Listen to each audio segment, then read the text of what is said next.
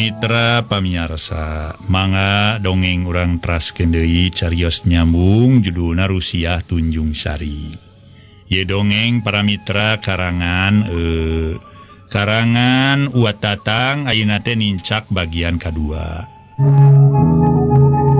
Para wargi anu mulia, ku Satyana Neng Dewi atuh istri sajati eta para wargi. Sok sanajan caroge dacan mulih ge ditunggu we dugi ka ieu kulemna dina kursi para mitra. Malah harita ku biijot di kampuhan. Hawatos sana digugahkeun bilih engkena teu tiasa mondok deui. Sedangkeun Japar salakina ngadon guyer. Ngadon guyer teu ecreug ge Japar. Euker manehna kawin ka Neng Dewi teh atuh santeuna kawin ka anak nu beunghar atuh para mitra. Da Japar ge digawena teh di mitohana cenah kitu. Digawena teh di mitohana mangga urang teraskeun ieu dongeng judulna Rusiah Tunjung Sari. Sanggeus nunda simbut di luhur kasur leos Neng Dewi ka tukang. Nyampak biijot keurna heureuk cai.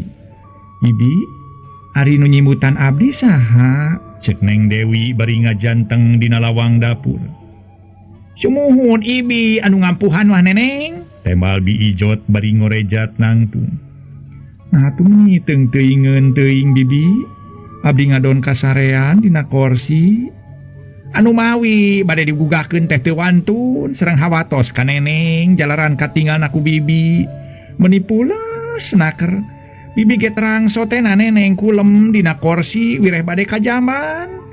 Ninggal Neneng kulem dina kursi engal Bibi teh ngabantun kampuh ti kamar.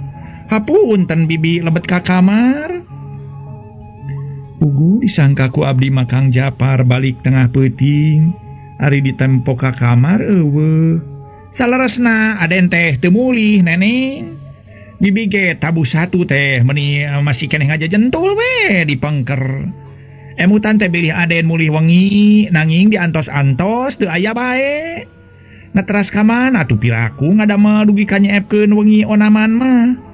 Upami padamal pabrik tinun mah percanten we bade ngadamel wengi oge jalaran giliran saminggu bagian siang, saminggu bagian wengi. Buka teuing lamun aya tugas mah kaluar kota tapi piraku deui tugas kaluar kota mineng-mineng teuing.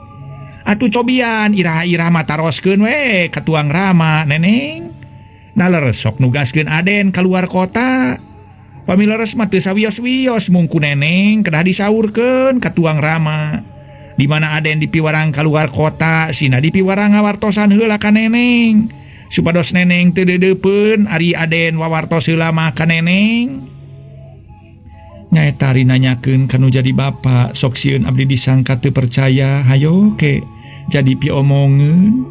Cek Neng Dewi tuluy kacai bebersih kalawan tuluy abdas balik ti cai ngalaksanakeun salat subuh atuh biijot nyician cai enteh jeung ngeusian termos. Kira-kira jam 8 Japar kakala balik ta senang-senang jeung nyaeta rohaeti. Dina balikna teh kameja kucel jeung teu make dasi ari jas mah dipake. Hari Neng Dewi teu wani barang tanya sabab nu jadi salaki ka karajol ngan leos we ka kamar makan nyician cai kopi. Ari Japar gancang ka kamar ngudaran pakaian kalawan disalin ku samping sarung jeung baju kampret. Lila kaluar ti kamar gek biu meh bareng jeung norojolna Neng Dewi mairan cai kopi sacangkir. Wah siram heula Kang, cek Neng Dewi bari nuna cai kopi tuluy diuk. Moal sateungareunah awak ite, tema Japar. Alasan nyebutkeun teungareunah awak teh tuluy nginum cai kopi. Kelepus udud meuni bangun anu tenang naker. Torojol biijot ngajingjing sapu bari elap nyampai dina tak-takna. Geuning aden namehol aden, cek biijot. Naon kakarahol teh? Sumuhun nu dimaksud teh name sumping. Nyari gitu rek naon? Teu bade naon-naon mung bun teuing. Punten atuh aden bibi teh bade ngelapan kaca di luar. Cek biijot bari dodongkoan tuluy kaluar. Uping Kang kunaon ngadamel teh nyiepkeun waktos. Bugi ka abdi monok dina korsi ngantos-ngantos engkang teu aya wae muli. Cek Neng Dewi ka karawan itu manya. Lah nyaeta atuh. Beki dieu teh asa beki berat ku urusan tugas ti mama teh. Ari teu diturut kumaha sasat diparentah kudu jadi dunungan. Sanajan kasebut ku kolot oge. Sajabati kitu lamun teu nurut kana pasti meureun entengna digaleneng beratna dikaluarkeun. Ari diturut sakieu ripuhna nepi ka teu bisa balik, cek Japar nyaritana semut daria bari mareuman kuntung tina asbak beling.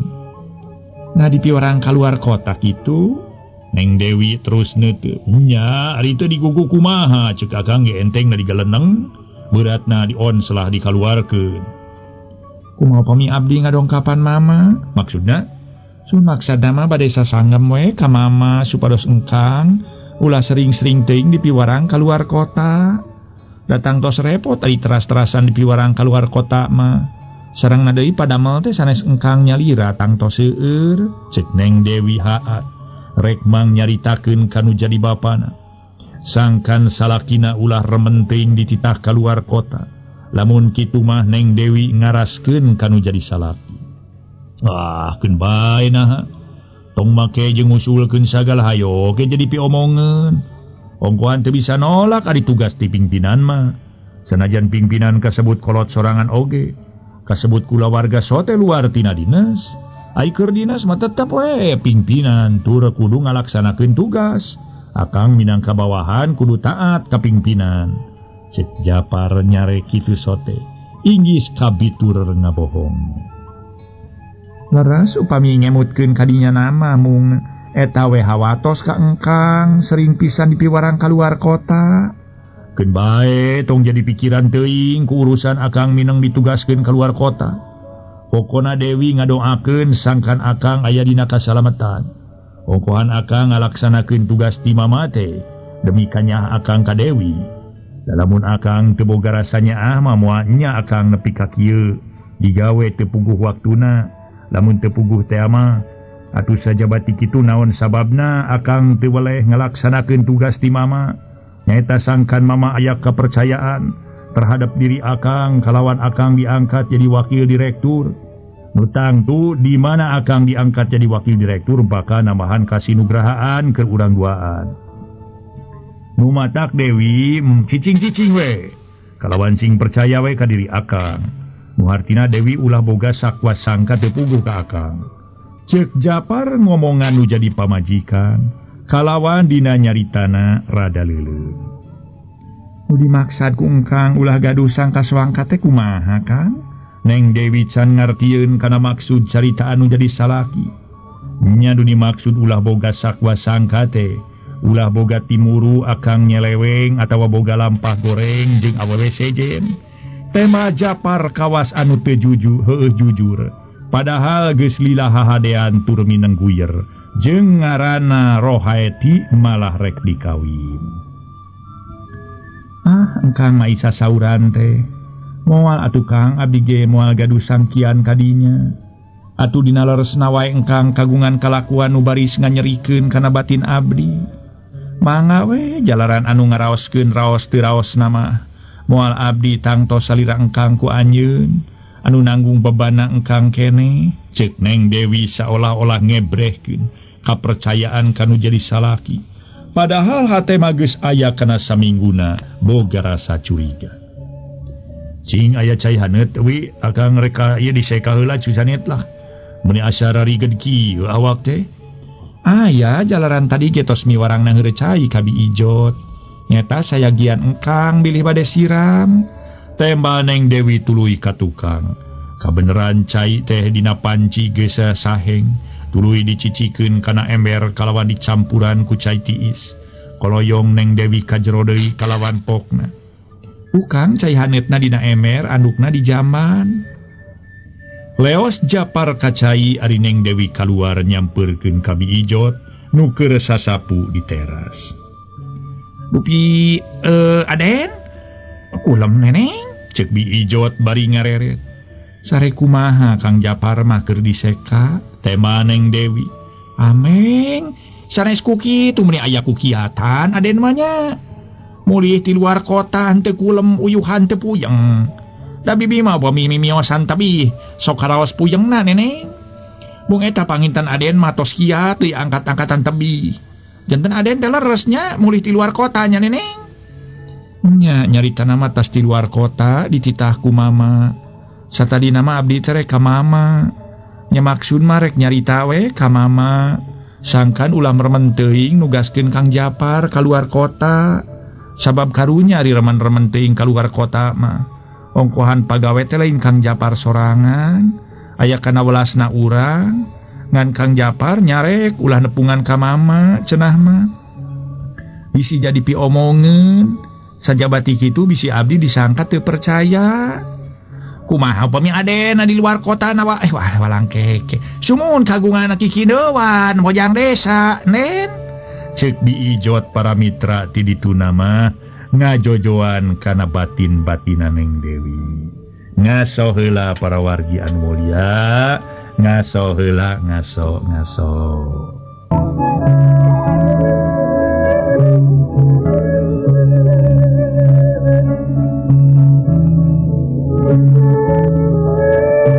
Para mitra anu mulia, harita biijot ti ditu nama ngajojoan ka Neng Dewi. Neng Dewi para wargi sadaya tuluy ngajawab. Keun bae naha ari manehna teu inget kana janji baheula mah. Tur sanggup nanggung dosa Nabi. Sabab baheula anyaran kawin manehna janji moal arek ngabagi kanyaah, moal arek nganyerikeun kana batin abdi. Keur abdi-abdi kitu moal susah. Balik we naha kanu jadi kolot. Ngan manehna pasti dikaluarkeun di gawena. Sedang nyiar pagawean zaman ayeuna teh susah naker. Tema Neng Dewi tetep katingalina ku biijot mah teu ngandung curiga kanu jadi salaki. Lupi aden tos tuang neneng. Nu matak ta candi jeung naon atunya meuni eueuh deungeunna pisan. Boro tadi aya tukang sayuran teu barang beuli da nya teh sok sieun Kang Japar teu bali. Sumun sareng naon atunya neneng aya ge goreng sepat siem. Anu kamari kitu ge sapotong deui. Tapi keun urang tanyakeun heula lamun si Kang Japar rek dahar, kajeun meuli we asakan nya ka pengkolan. Ceuk Neng Dewi ka jero deui pareng Japar keur nyisiran di kamar. Kang bade tuang, pami bade tuang abdi bade meser heula rencangna ka warung. Caket pengkolan jalaran teu aya rencangna pisan. Boro tadi enjing-enjing aya tukang sayuran gitu meser naon-naon. Dapannya tenteng Kang teh moal muli. Keun bae lah. Eueuh deungeunna ge ongkoan tadi nyimpang heula ka rumah makan. Tema Japar sageus nyisiran teh goloyoh ngedeng kalawan pokna. Cing akang ngahirasa kedeung pangurutan ke bitis lah. Meni asa pargel kieu. Teu hararese Neng Dewi ngurutan bitis nu jadi salaki. Kituna teh meni hemanaker. Dititah ngurutan bitis teh teu boleh mangga.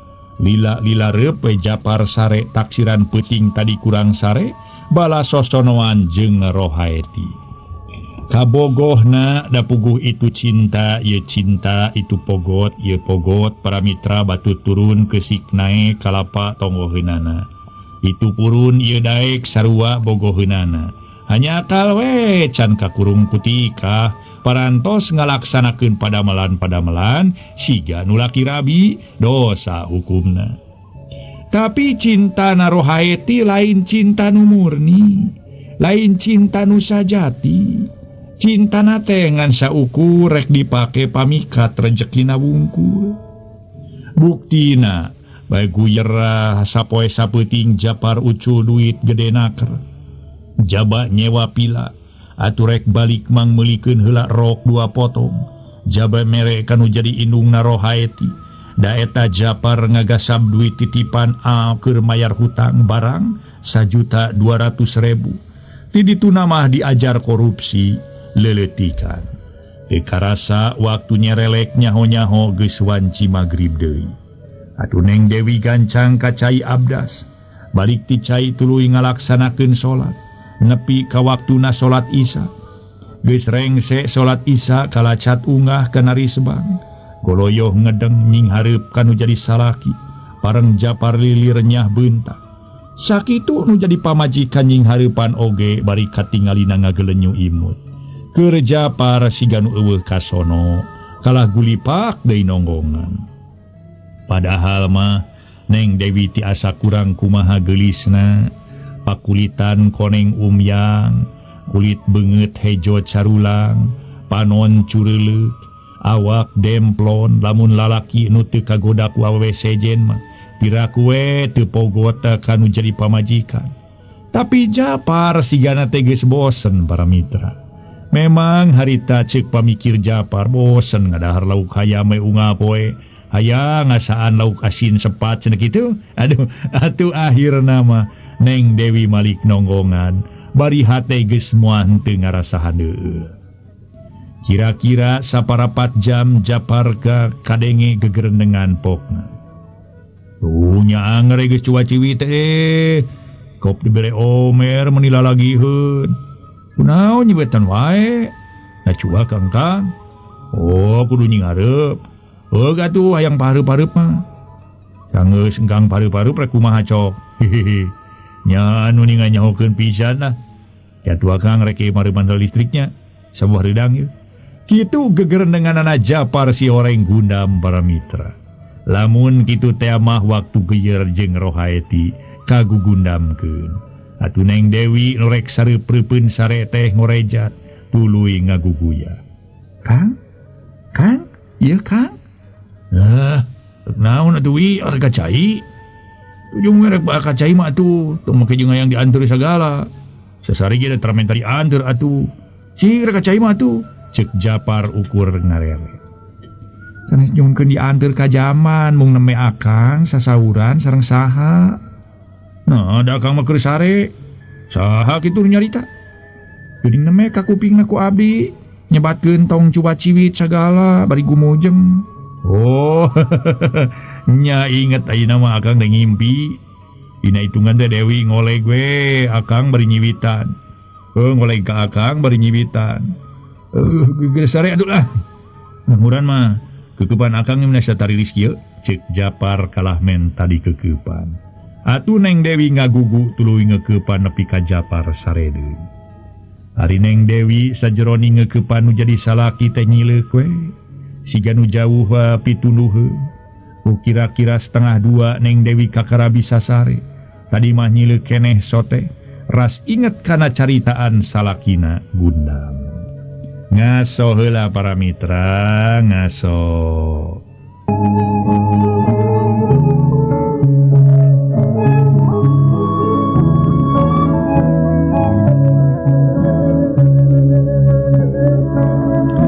Para mitra pamiarsa, Batara Surya geus medal deui ti beulah wetan, malah geus ngungkulan puncak gunung.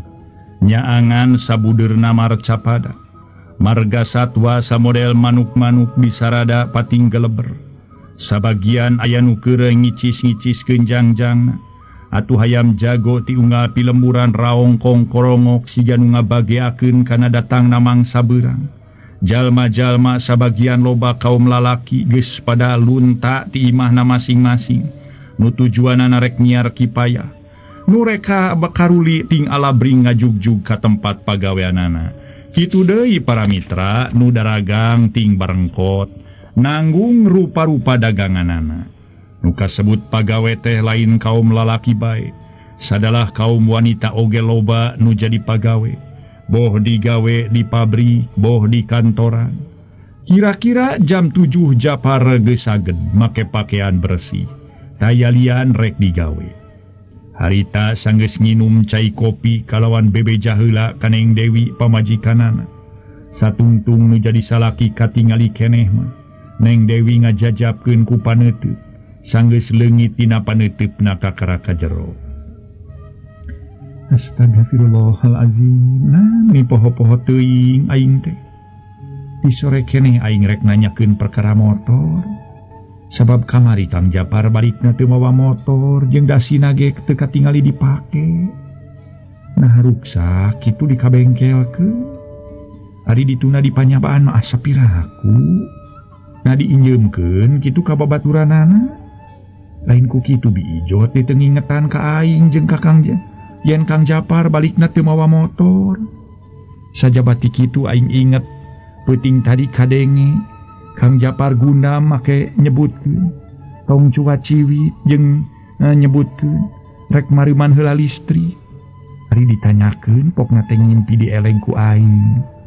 Na nya kitu ngimpi dieleng ku aing atawa manehna harai heureuy jeung awewe sejen heug kagundam-gundamkeun. Ngan eta di aing ngerasa kaget ku Kang Japar ayeuna aya kana 10 poena asa beda polahna. Lamun peuting di mana teuing daek ning hareup ka aing teu boleh nonggongan wae siga nu geus bosen atawa eueuh gairah. Padahal aing asa kurang kumaha nembongkeun kaharmonisan kanu jadi salaki. Tapi nu jadi salaki siga nu acuh pisan ka aing. Komo lamun aing sapopoe kanyanyan kunyingin meureun sigana teh bet bororaa hayang nying hareupan padeukeut oge gancang ngajauhan. Wah kitu Kang Japar kagoda deui mah ku awewe sejen atawa manehna boga deui pamajikan. Lamun nya teh aing mah Kang Japar kagoda deui atawa boga deui pamajikan tetela geus laas kasuka ka diri aing.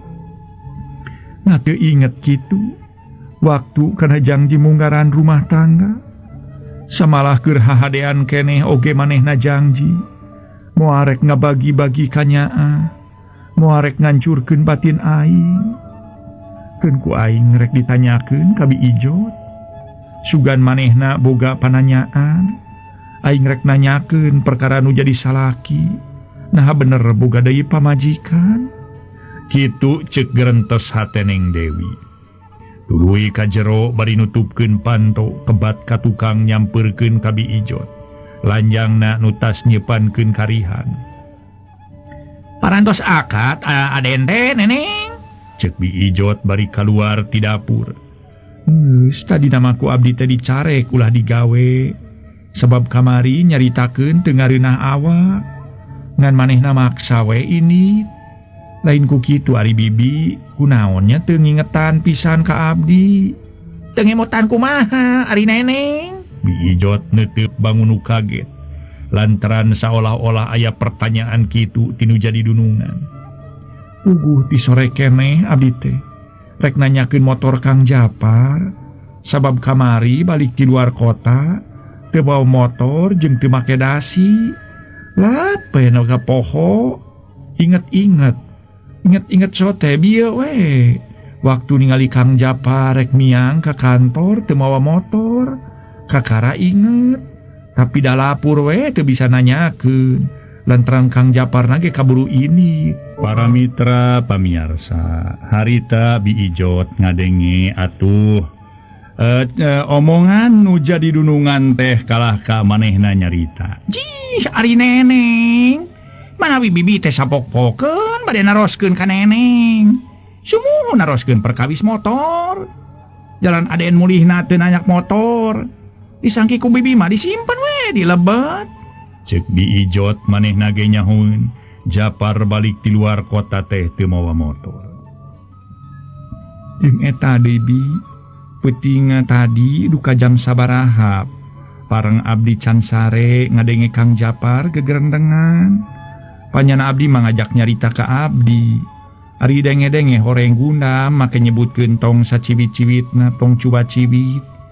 Teh akang rek mariman heula listrik ngara teu serab. Ongkohan akang hareudang. Geus kitu tuluy saleuseurian. Nyaku abdi digeunggeuing kalawan ditanya. Digegeuing teh kalawan ditanya. Ceuk abdi tari engkang sasauran sareng saha? Make nyebatkeun ulah cawa ciwit sareng gumujeng sagala. Ceuk manehna teh ngimpi dieleg cenah ku abdi.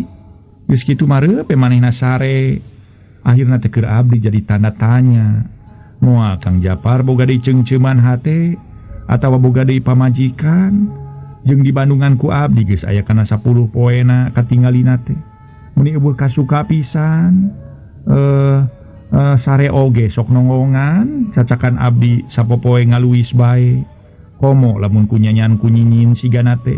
Teu hayang ngareret-reret acan.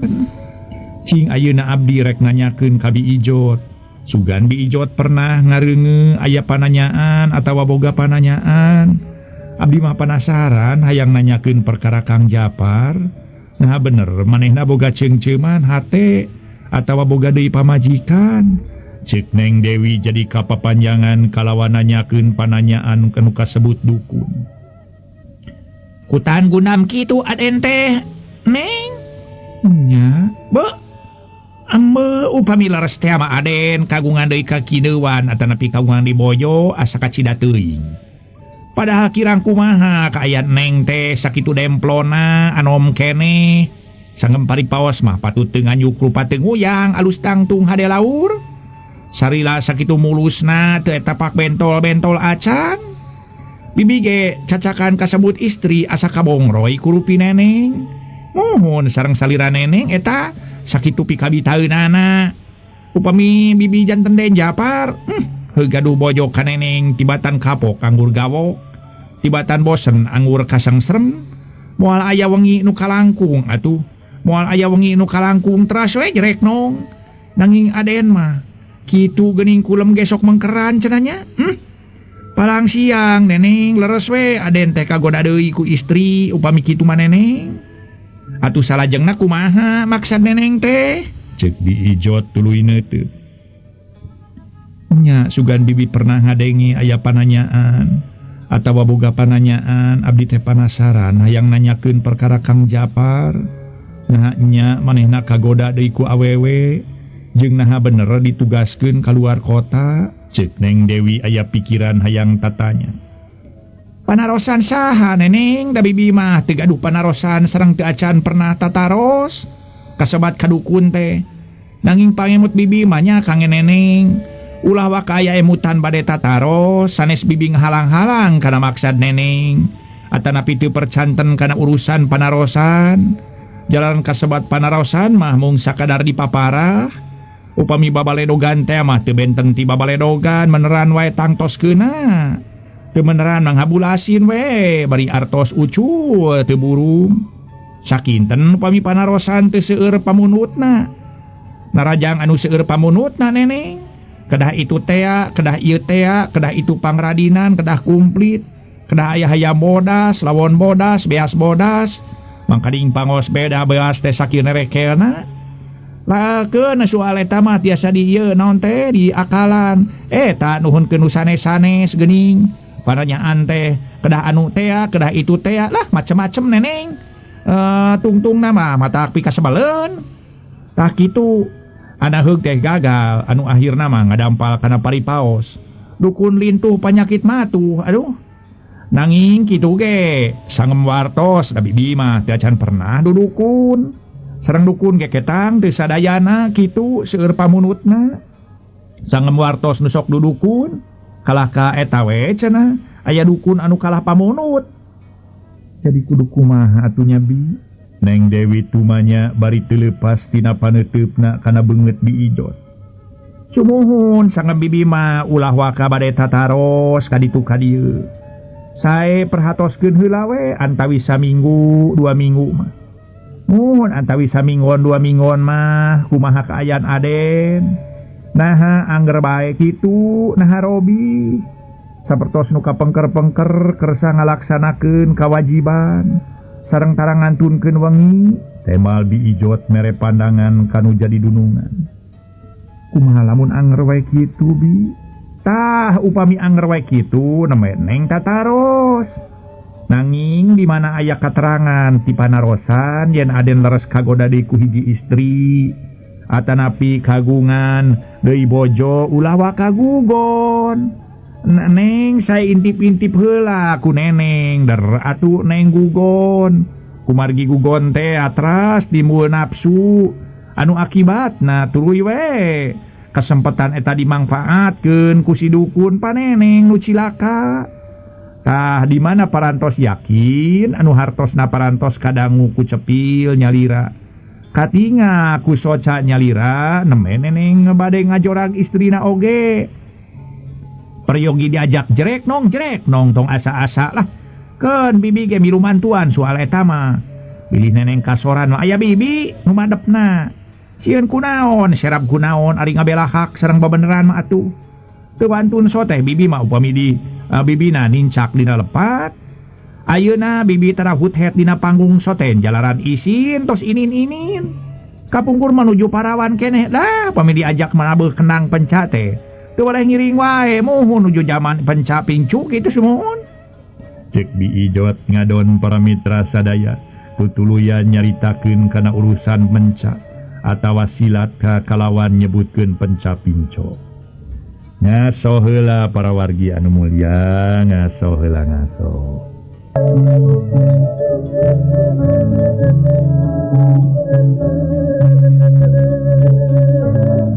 Para mitra pamiarsa nu sami-sami ngabandungan dongeng.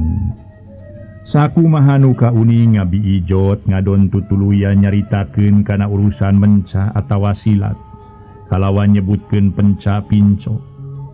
Si bibi mah makai aturan penca pinco sagala. Ih leres atuh neneng zaman bibi mah disebatna ge penca pinco atuh.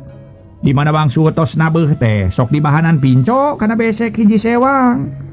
Samaruk bibi henteu jalingkak kitu neneng. Ari karesep bibinya dina gerak Cikalong tepak kendangna Paleredan. Tah naik tepak 3 teras dina baktos padungdung ngamat pamacan. Dina pamacan kana pamonyet. Eta nu nongton istri pameget sepuh anom. Pada surak dina saatosna pamonyet diteraskeun kana Pak Udil. Nah beteras ngacapruk neneng. Aduh ampun. Eta neneng kalahkan nanggap wae itunya. Tak kitu neneng di mana parantos hakul yakin name neneng munut pertanggung jawaban. Kalawan naros ka pamadegan Aden. Nah Aden atuh abot ka neneng, nah abot ka nu anom. Kantun milih hiji di antawis anu 2 we upami Aden abot ka neneng atuh beinten itu sina diawut semua dipirak maksad teh abot ka nu anom kantun neneng ngagalih-galih nyalira. Namun bener Kang Japar nyandung keur abdi mah moal nitah nu ngora sina diserahkeun ka jin abdi we rek ngundurkeun diri. Lamun anu ngora sina diserahkeun bisi gede keneh ka sono. Barang nu anyar teh moal sarua kakuatanana rupana barang nu geus heubeul. Ongkohan abdi mah ngaraskeun kanu jadi salaki disinggripuheun ngajagang para hudua.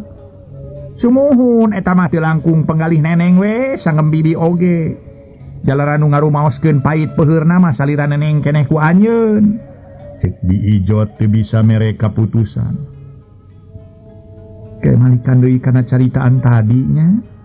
Cek bibi najan aya katerangan ti pananyaan yen Kang Japar kagoda deui ku hiji awewe ulah wa kagugon tapi kudu disilidik heula.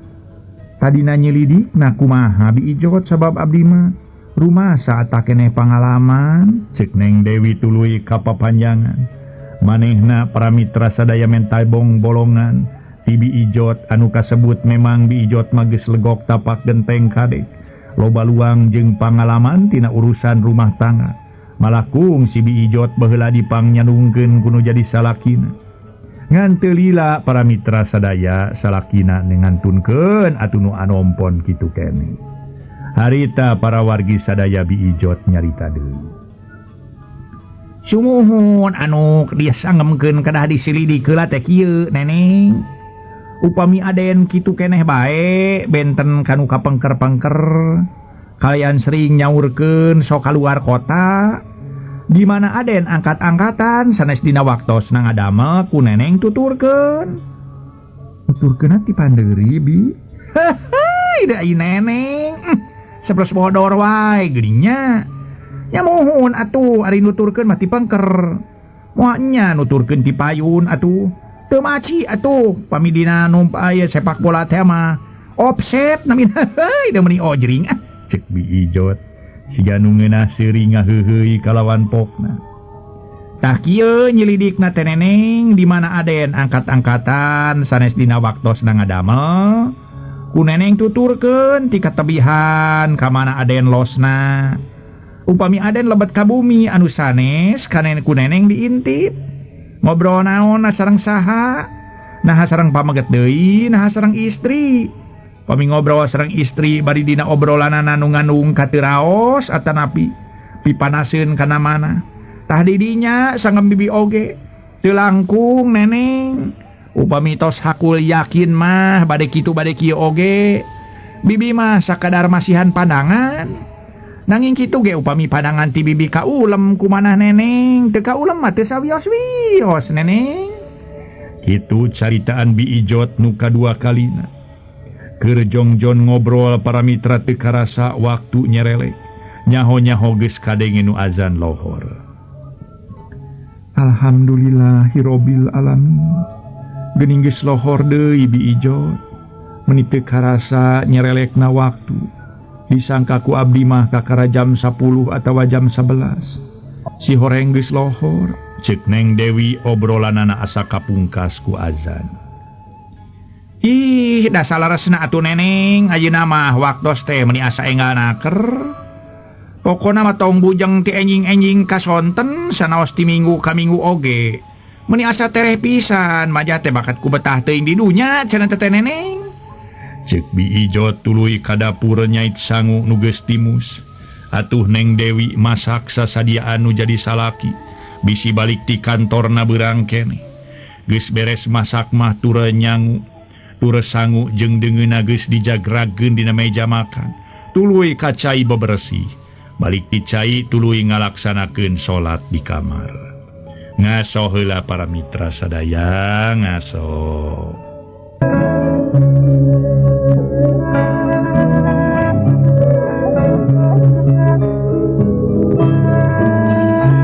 Para mitra anu mulia atuh mangga dongeng urang teraskeun deui. Caturkeun dina wanci asar waktu Neng Dewi keur ngeuman seseuheun di kamar mandi. Atuh Bi Ijot pareng keur sasapu di pipir. Nu tara-tara teh Japar beurang keneh geus balik tapi siga nu manggih kareuwas. Da eta meuni haruha harehoh tarang beueus ku kesang. Tuluy ngagegero Neng Dewi satengah gogorowokan. Matak ngahariwangkeun. Wi, Dewi, wi, Dewi, bu, kamarana cenah manusia teh meuni eueuh nemalan. Dah aku ngadak-ngadak bonge onaman mah. Dewi, Dewi. Japar ngagegero bari bangun anu nafsu. Kabeneran harita Neng Dewi nu tas ngeuman seseuheun kaluar di kamar mandi kalawanna kakara nemalan. Kah? Neng Dewi teh sirikna lumpat di tukang ka tengah imah. Kasampak Japar salakina keur jalang jeleng we di barung budi baketut haseum. Ari maneh boga ceulin teh Dewi? Digegeros sababaraha kali. Bari setengah cocorowokan kakara nemalan. Keur naon wae di tukang teh atuh? Ceuk Japar babasaan matak nyentuh kana hate. Kunaon ari engkang ngadon bendu teu pupugu. Nah atuh digegero meuni hese rek nemalan teh. Sanes harese nanging teu kakuping jalan abdi manuju ngeuman seseuheun di jamban. Pamika kuping ti tadi mah piraku abdi teu enggal ngawaler, teu enggal nepangan. Geuning mah ge ari abdi kalatos kaluar ti jamban, kalayan kakuping engkang nyauran enggal ngawaler. Dupi kitu aya naon atuh? Saberos meunang kareuwas. Tema Neng Dewi ngarasa kaget ku polahna nu jadi salaki. Ari lomari dikunci tawan teu? Dikunci dupi kitu bade naon naroskeun kunci lomari? Teu perlu loba pertanyaan, sok kadiekeun kuncina. Aya cokoteun dina lomari. Ceuk Japar bari budi tetep pemerek kedeweng. Teu kungsi tumanya deui ngan golosor we Neng Dewi nyerenkeun kunci lomari. Sirilik Japar ka kamar tuluy muka pantolomari. Serelek narik laci ceg kana cepuk leutik nu dieusi ku perhiasan kongkorong jeung geulang. Katingali salakina nyakuan cepuk nu dieusi ku perhiasan teh. Neng Dewi gancang nyampeurkeun ka kamar. Bade dicana ka mana perhiasan abdi teh Kang Japar? Lah cicing we awewe mah lah. Tong leubeting pertanyaan barin oge. Pokona mah nyaho aya we deui perhiasan. Nyaho aya we nu penting mah kumaha lalaki barina ge. Awewe mah cicing tong leubeting pertanyaan. Ceuk Japar bari kaluar terus ngabeng beos para mitra. Teu ngareret deui ku sabelah mata. Sirilik Neng Dewi kaluar kalawan ngagegero salakina. Samalah harita teh. Tadi nama aya pikiran rek disusul ngan kaburu jauh manten atuh Bi Ijot anu keur sasapu di pongpok imah teh nyirilik nyampeurkeun sabab ngadenge Neng Dewi ngagegero salakina. Neneng nyauran saha neneng? Ku kupingan teh nyauran Aden. cek Bijot bari neuteut. Nyabi nyalukan Kang Japar. Dieu basa abdi tas ngeuman seseuheun kadenge ngagegero gancang ku abdi disampeurkeun. Tapi katingali teh bangun aya nu kareuwas. Geus kitu manehna nanyakeun kunci lomari. Teu kungsi tunyutanya song kunci dibikeun ka manehna. Abdi katingal Kang Japar nyokot sepuk. Wadah perhiasan tuluy dipesakan. Ku abdi ditanyakeun rek dibawa ka mana eta perhiasan teh. Ditanyakeun teh kalah tipu pun cereng ceuk manehna teh cicing we cenah awewe mah. Tong loba pertanyaan teuing nyaho aya deui we perhiasan. Nyarita kituna teh bari indit. Digegero ge noyod we teu ngareret deui ku sabelah mata. Satadina mah aya pikiran rek disusul ngan kaburu jauh manten. Ceuk Neng Dewi bari carindakdak. Ya Allah, ya Robbi Gusti, nu Maha Agung, kunaon atuh cenanya? Aden teh ngadonnya anak perhiasan sagala. Sareng bade dikamanakeun ku anjeunna teh. Sing torek bibi mah teu nguping aden sumping. Eta ongkohan bibina nuju sasapu dipengker. Nah atuh ari neneng ngagomasikeun kunci lomari. Cek Bijot ngajenghok. Harita teh ngadenge dunungan lalaki mawa perhiasan. Nyari teu dibikeun kana pasti entengna abdi beak bersih meureun dicarekan. Beratna abdi disiksa. Komo kitu katingalina ku abdi Kang Japar siga nu keur ngandung nafsu. Tema Neng Dewi tuluy diuk dina kursi di teras bari siga nu harempoy taya tangan pangawasa. Sanes ku kitu nya bade dicana ka mana atuh perhiasan teh nya Neng? Na bade diical kitu. Dari bade dipasihkeun ka nu sanes mah pirakus hageui masihkeun perhiasan teu puguh-puguh. Bijot saja nyarita kitu, ari Neng Dewi terus we ngajelenggut. Ras kana perhiasan, inggis dijual kalawan duitna dipake teu puguh kudu jadi salaki. Ngaso heula para mitraan mulia, ngaso heula ngaso.